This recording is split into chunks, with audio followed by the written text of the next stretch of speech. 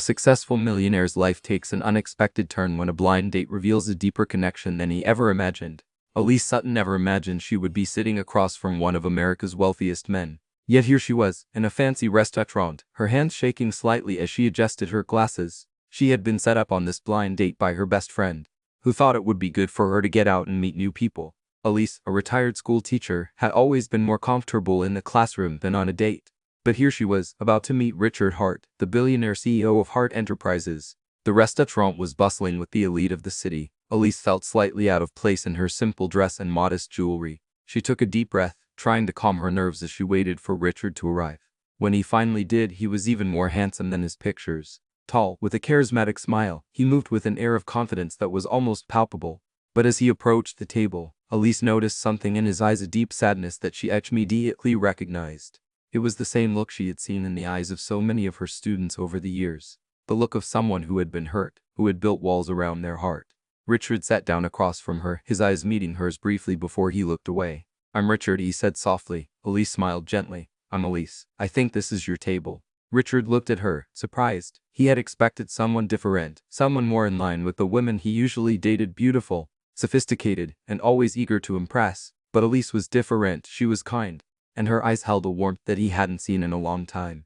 They sat in silence for a few moments, the hum of the restaurant around them. Elise didn't rush to fill the silence. Instead, she watched Richard, noticing the tension in his shoulders, the way he fidgeted with his napkin. She had seen this behavior before, in the children she had taught, in the parents she had counseled. It was the behavior of someone who was uncomfortable, who was trying to hide their pain. After a few moments, Richard looked up at her, his eyes searching hers. "Why did you come here tonight?" he asked, his voice barely above a whisper. Elise smiled, her eyes soft. "Because I was invited," she said simply, "and because sometimes the most unexpected encounters can lead to the most beautiful friendships." Richard blinked, surprised. He had expected a flirty response, a perfunctory answer.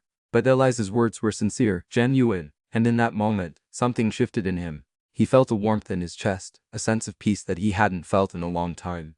And as they sat there, in the bustling restaurant, the world around them faded away. It was just the two of them, two strangers who had been brought together by chance, and who were now on the verge of something beautiful. The rest of the evening passed in a blur.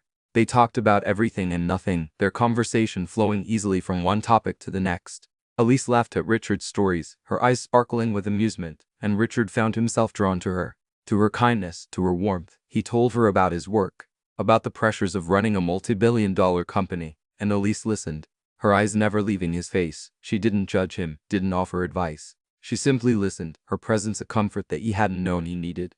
As the night wore on, Richard found himself opening up to Elise in a way that he had never done with anyone else. He told her about his past, about the losses he had suffered, about the walls he had built around his heart, and Elise listened, her hand reaching out to cover his, her touch gentle, reassuring. "You don't have to be strong all the time," she said softly. "It's okay to let someone in." Richard looked at her, his eyes filled with a vulnerability that he had never shown to anyone else. And in that moment, he knew that he had found something special, something worth holding on to. As they left the restaurant, the cool night air welcomed relief from the warmth inside.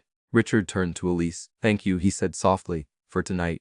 For everything." Elise smiled, her eyes reflecting the soft glow of the street lights. "You're welcome," she said. "And Richard," he added quickly, "I'd like to see you again." Elise's smile widened, her heart fluttering with a happiness she hadn't felt in years. "I'd like that," she said. As they parted ways, Richard couldn't shake the feeling that his life had just taken an unexpected turn. And as he drove home, he couldn't help but think about Elise, about the kindness in her eyes, about the warmth in her touch. And he knew, in that moment, that he had found something special, something worth cherishing. And as he pulled into his driveway, he couldn't wait to see where this unexpected encounter would lead him.